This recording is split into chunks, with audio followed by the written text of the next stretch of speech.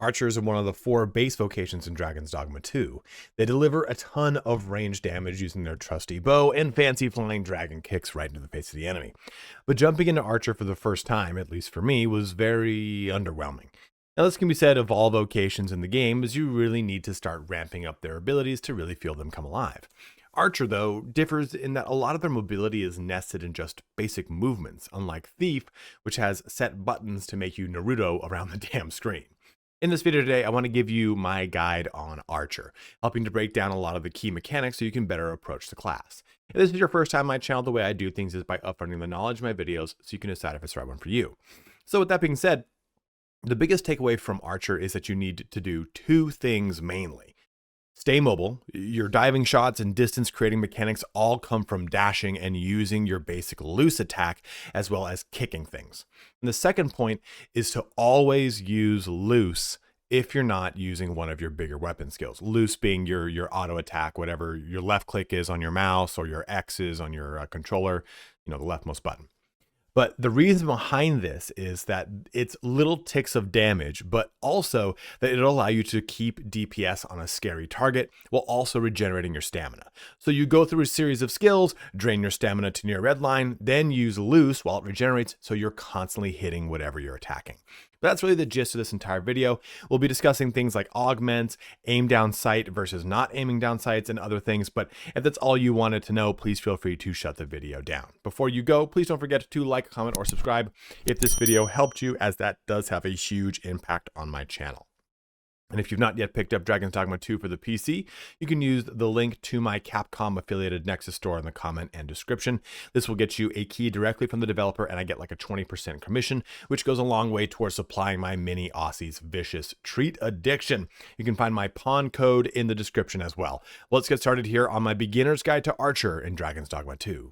Mobility with Archer is going to be king. If you want to stay alive and you want to actually do some damage, you need to be mobile and you've got to be on your feet.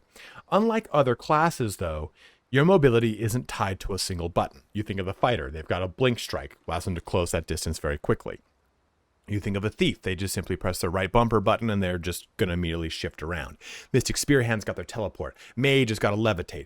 Everyone has some form of barge for a warrior, has some form of mobility, whereas the archer, who you've seen a bunch of these trailers for, doesn't really seem to have that mobility. But let me show you how you actually unlock it. And it is keen to know that a lot of it comes with, of course, those passive core skills we talked about, like being able to leap off of things. But those passive core skills, then they don't really tell you this in a lot of the stuff. It also is linked to using dash and being dynamic with the character. Remember, this game has very clever and accurate hitboxes, much like it must in many of the Souls games like Dark Souls or Elden Ring. So if I just want to shoot things, I can shoot things. If I want to jump and shoot things, I can jump and shoot things. But if I dash, then press X, my character slides and shoots. Now that might just seem like, cool, he slid and shoot. What does that matter, bro? Well, that slide is a very diminished hitbox in that moment. And this allows you, if a griffin is swooping down on you, to get to the side, rather than if the griffin was just coming in between these trees, I could simply run like that. But I could do this run, and it gets me through that little gap a lot faster. And even moreover, you have the ability to jump off of things. Now, you can jump off of things using your front kick like this. And you can do that by jump and pressing Y. Now, that won't work on every little thing. It only works on certain things. And of course, creatures being one of them. And certain trees. I don't know. Like, I think this is like too moss covered. I might sprain an ankle.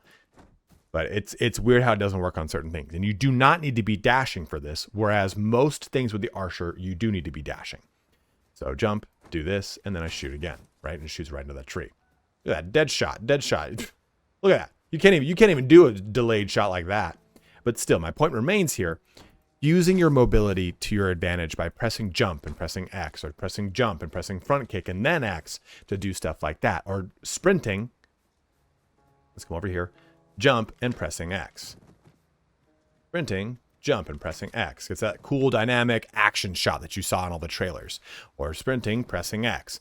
A lot of this mobility with the archer and these special movements are not locked to core skills or button presses. They are locked to tandem pressing of a bunch of different things. So you just kind of have to know that, and the game doesn't really introduce it to you.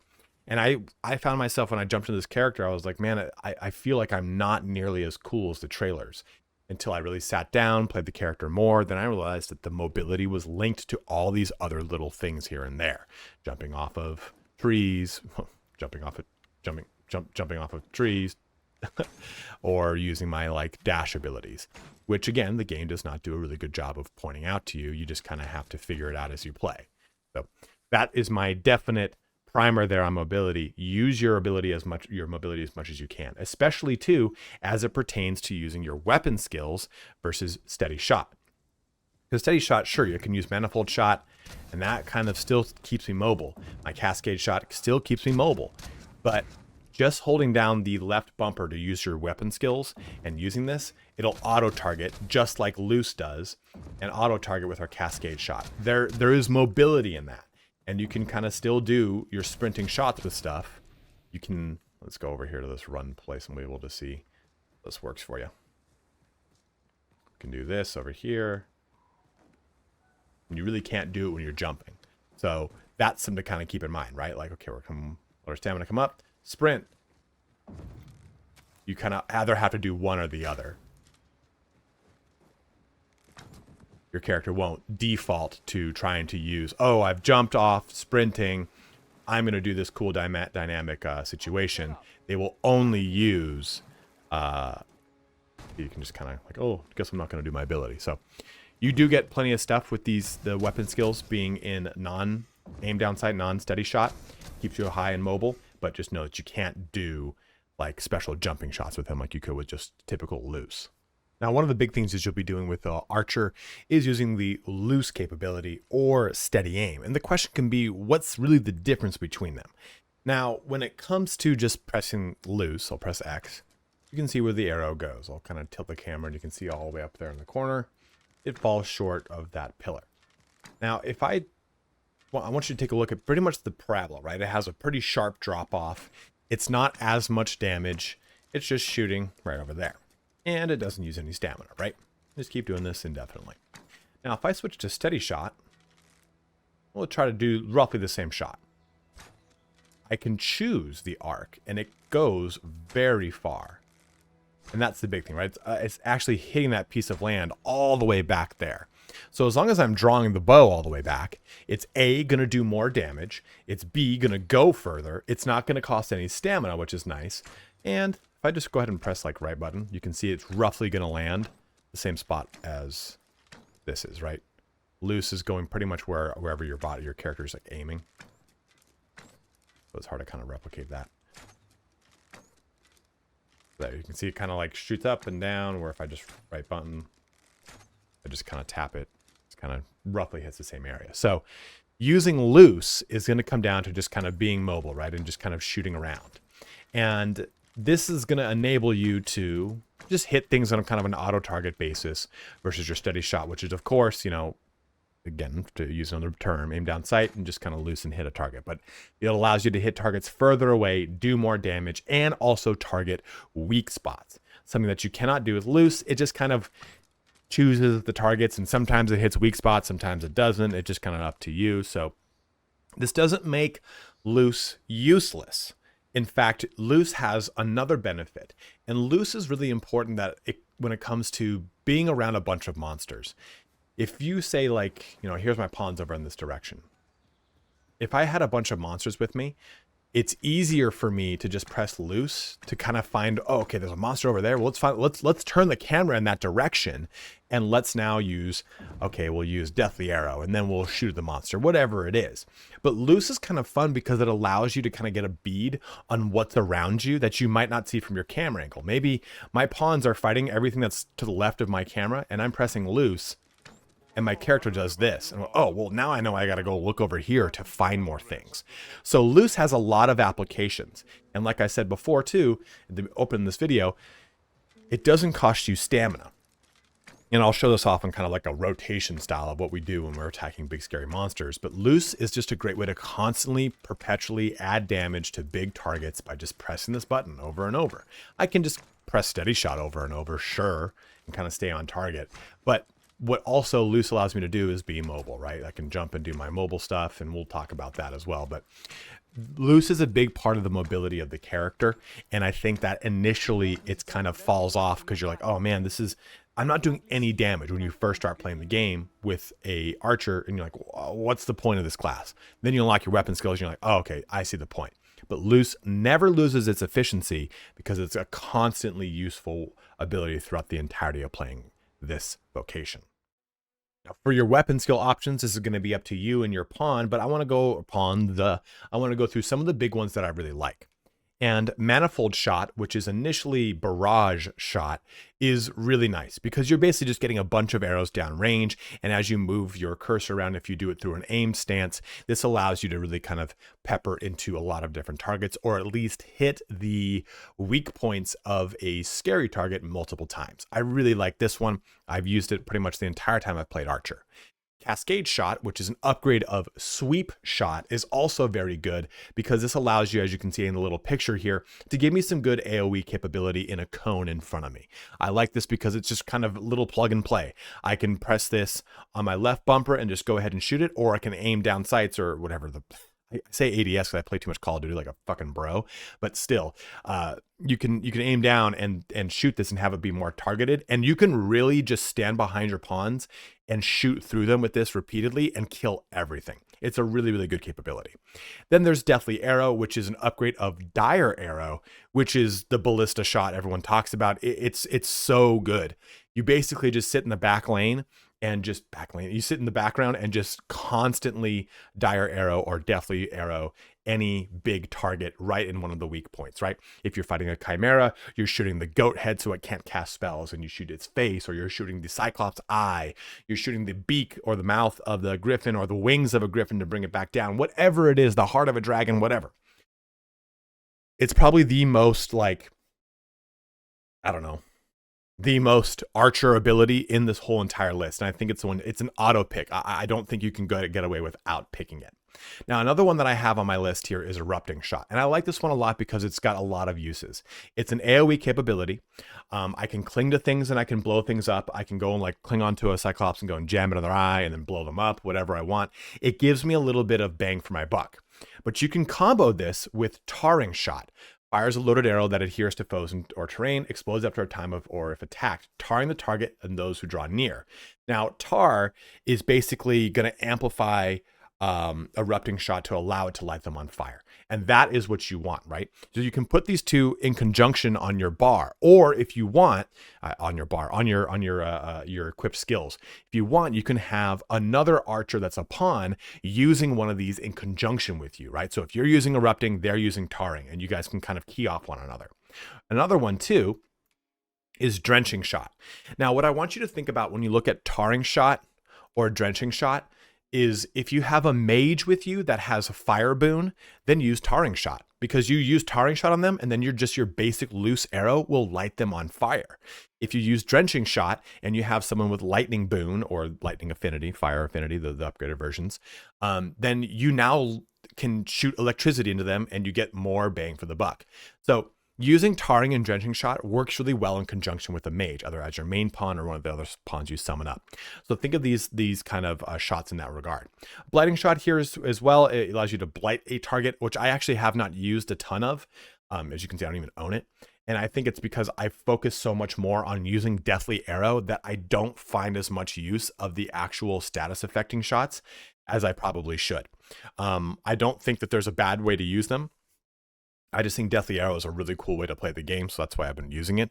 But now that I'm going to be using a lightning boon more, I'm going to start dabbling with Drenching Shot more, and you'll find that you'll use these elemental affinities because I've used it on my pawn quite a bit, and it really helps to kind of amp up damage. Or what you can do here too is, let's say you're fighting a Chimera, or I'm sorry, a Griffin. You use Erupting Shot and light their wings on fire, and they won't take off. They'll stay on the ground. Or if they are taken off, they will now land. So you use these status effects to try to affect the specific target that takes specific types of damage from it, or helps create circumstances that best set things up for you.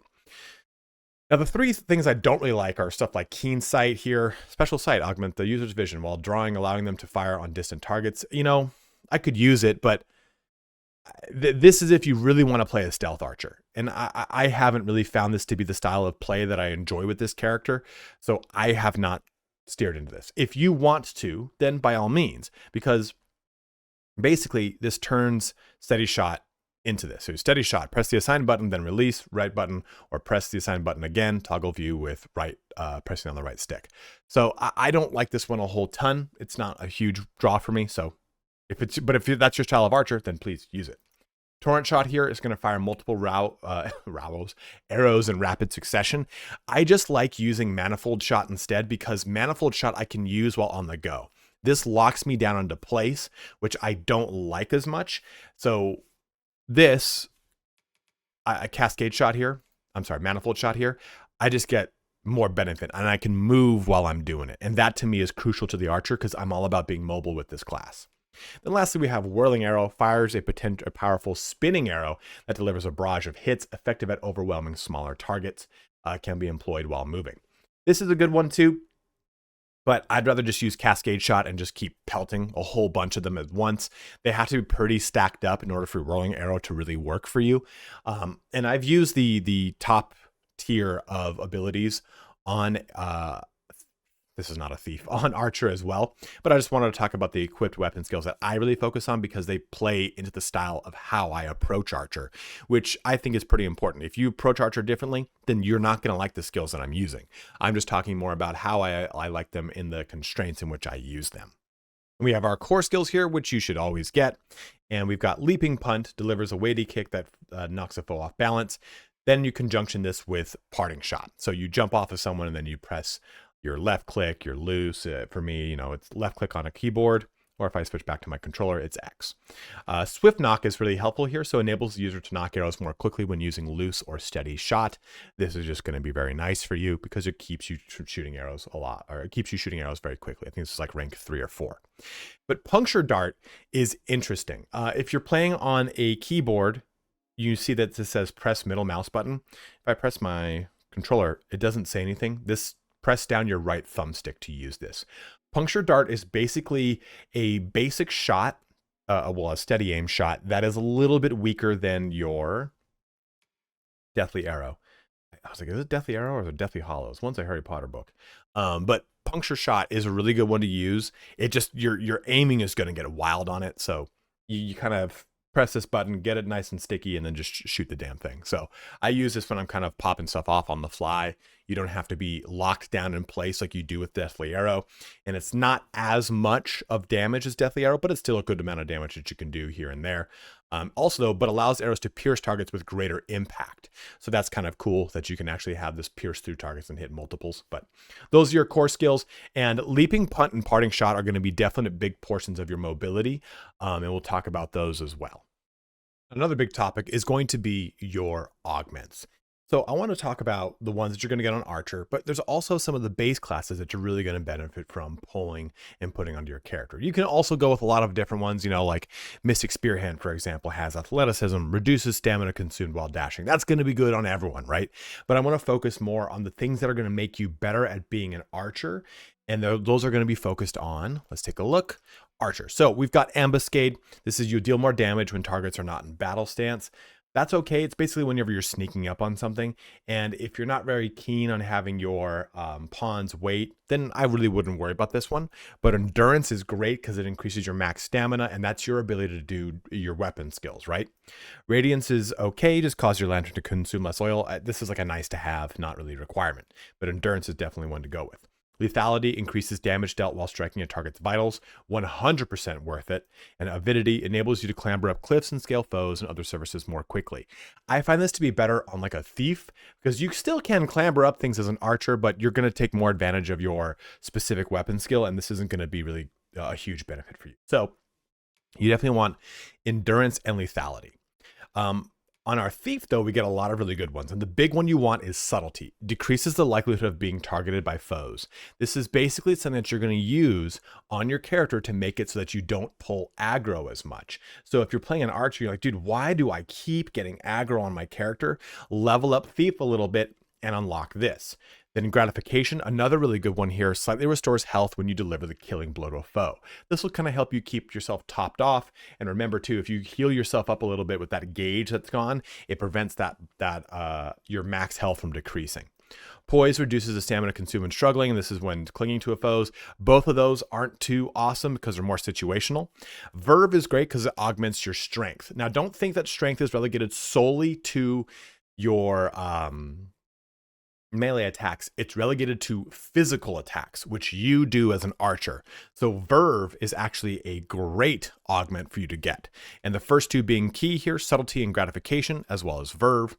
And of course, are endurance and lethality. We'll go through those in the augment section in a second. Now, the other two classes that offer pretty good ones here are mage, and this is going to go all the way down to exaltation. Augment your stamina recovery speed. This is definitely really helpful because it keeps your stamina up a little bit faster. It's one that you're going to use on every single class, but especially on your archer. And lastly, with the fighter, you got stuff like augment your physical defense, which is pretty cool. Thew, which enables you to carry additional weight, which again, helpful on everyone, but it's always nice to stay light or average with your weight as an archer, preferably light, so that your stamina recovers more and you're faster on your feet. That's really going to be key to your mobility and staying alive. You can get into stuff like warrior here for more health, or improves your ability to break through an opponent's guard, stuff like that. Those are all real great things. But I think once we jump over here to the augment screen, we can see the ones that I'm going to focus on. So now that I've kind of filled this out, you can see I only have unlocked endurance, subtlety, and gratification. So I'm reducing the likelihood of being targeted, I'm getting health per kill, and I'm increasing my max stamina. The rest, I've got my fighter's metal, so to augment my physical defense. So when I do take hits, it's not as brutal. Opulence here, and this is what I mean. If you don't have all of those augments, don't worry about it. Just socket them in as you feel, as you see fit. I think the biggest one to get is subtlety, because you're going to feel more like you're not constantly running away from the creature you're attacking, because subtlety reduces your aggro, right? That I think is probably the most crucial one to get, so that you feel like you're not like constantly on the run. But the rest of these, just kind of put them in as you see, as you play around with other vocations and jump into stuff. Like as you can see here, I don't have all my vocations at max rank, and that doesn't make me a bad player. Play the game however the hell you want. Your character will have permanent stats that level up with your ranks. So my level 7 of Archer has given me permanent stats as Archer that scales differently, but they're not enough for you to really worry about. And I encourage you to really jump around, even if you're going to main Archer, because like I said, there's so many augments that we get from Thief, some good ones from Mage, some good ones from Fighter. And there could be some other good ones too from the other three that I haven't even unlocked. So play around with them. Make sure you have your augments all set. But that's a real good way to kind of approach this, is just get the big ones you want to focus on, then fill in the rest as you kind of play through the game. Now, one important location I do want to bring up in this video is the location of the elves in the Arbor, the Sacred Arbor. Now, you'll probably have gotten a quest over here in the main city of Vernworth. If you go over to Bjorn's Armory or Roderick's Smithy right around there, you'll see an elf who wants to talk about the difference between human and elf bows. You offer him a bow, and then he will say, well, hey, let me take you to the Arbor, basically. It starts a quest chain that takes you there. And if you need a bow to give him and you're out of money, just switch over to Archer for the first time on your character, for the first time on your pawn, and you'll get a bow for free that you can give him. That's not a great bow. But he'll then lead you all the way up here to the Sacred Arbor. Now, in the Sacred Arbor is Grisha's Armory. So let's go on over there to Grisha's Armory. I'm right by it. And from this location, you'll be able to buy some of the better items in the game that are geared towards archers, sacred archers, and sorcerers, actually. But you'll notice right here, you can get these two. These are two pretty good bows. You'll find better bows throughout the game, but they're probably some of the better ones that you can buy. And you'll be able to find some nice archer gear, like the archer vest, the graceful tunic. The rest of this is all either sorcerer. These two are magic archer. But all three of these boots are archer boots. Well, there are a lot of other classes, but archers can wear them. And you'll have some other options here for cloaks that are, of course, not class specific. And again, this is a really good bow. I just actually bought this bow the other night and it's pretty solid. Just one thing to keep in mind too is that she can enhance equipment. And enhancing equipment here is, if you see at the top of the screen, let me switch this over to this, says Elven. A style of smithing long practice into the sacred arbor. Greatly increases magic and magic defense, but has little effect on strength and defense. So as an archer and not a magic archer, you don't want to do what I did because I'm an idiot. I didn't read this. But this is going to increase the magic value right here, which is not important because we don't really do magic damage as far as our skills go. If I was a magic archer, that would be great. But I'd probably want to go ahead and get the human ones from here, or one of the other ones that increases more into strength. So just kind of keep that in mind. You don't want to enhance here if you're going to play archer. It's just not going to be as beneficial. It's not going to hurt you. It's just not going to be as good as if you did somewhere else, right? This is going to give me 13 more strength. It'll probably give me more if I went anywhere else. Let's put all this together and let's show off some fighting of an ogre. Now, I'm not probably going to do the coolest stuff in the world, but I'm going to try to blend a lot of what we talked about to show off how you can really kind of stay mobile, how you can really focus a lot on damage. And we're also going to use this as a time to talk about weak spots and whether or not you can tell if you're hitting them or not. So when we jump into this fight, let's focus on that first, and then we'll just kind of do the fight as normal. Now, what you're going to look for here is weak spots are going to make a splashy kind of noise. So kind of make like a little bit of a noise. And if you look at the health bar of something, it has a way more of an animated hit when you do it. Like it'll have like a sparkle splash off the health bar. So let's jump into this fight here. I'm gonna jump just a steady shot. I'm just gonna shoot him. So you can see just, yeah, the red bar coming off the health. You can see all that. And if I kind of like try to get around over here and we try to aim at his face, see that? Look at that animated look at the health bar there. It does like an explosion of sparks. That's how you know you're hitting a weak spot. And oh, sometimes it flashes red. That's how you know you're getting that good hit in there, right? And you can kind of course, like do a lot of the more poised hits with like a deathly arrow. You'll sometimes get like a slowdown animation too. I just missed completely there. Whiffed, as they would say in France. And, oh, there you go. Whiffed again, man. Now, if you take a look at my stamina, it's starting to get pretty low. So I'm just going to switch over to doing some steady shots for a bit. I'm going to shoot some other things over there, as you can see. You can even just kind of switch over to just doing steady shots like this if I want. And my stamina is going to go up in the meantime, right? I don't need to be constantly using my abilities. And there we go. We killed this thing pretty quickly. We're a little over level for it, too. But I can do all sorts of stuff by kind of really taking the game's context clues into mind, right? Okay, the splash noise. Okay, I know I should be hitting the same area over and over now. Oh, hey, you know what? My stamina's low. I don't leave you hanging, bro. My stamina's low. Let me make sure to switch over to steady aim here, or just doing loose to kind of try and get as much damage out as I can while still maintaining my stamina. And, you know, I found a pretty good spot over here to just kind of snipe at the character, the big beastie while my bros were up close and personal doing their damage. But if I needed to, I could have been mobile. And I've shown off some footage of me fighting a griffin. That's another example of just being mobile, trying to still fight something that's going to choose its own targets as it pleases. And you just kind of have to be on your toes. That really concludes all the things I wanted to cover here when it comes to an archer guide. And archer, I think, like I said, it's a very straightforward class, but also at the same time, it's very confusing on how you really unlock and do a lot of the mobility of being an archer. Yeah, sure, you can do a lot of really good perpetual range damage, and I think that's probably the biggest strength of the class over other ones. Yeah, sorcerers and what are those guys called? Mages can do range damage, sure, but they have to wind it up. And magic archer is, of course, a progression of this whole system, but still, regardless of the fact, is that you can constantly be ticking away damage, even small amounts, with your loose or your steady shot capability when your stamina is low. So all these things kind of combine with your mobility, your ability to kind of really do damage with specific elements and all these other things, really make for a strong showing with the archer. And it's personally probably been my favorite class outside of the thief so far. But also like fighter and I like warrior. It's like I keep like rotating which ones I really like. But again, I think that there's just enough stuff in the game that you don't know about that it can create a good barrier of entry with the archer. Hopefully this video helped you crack the code. But if you have any questions, or maybe you personally play a lot of archer and there's something that I missed or didn't talk about, go ahead and let me know in the comment section below.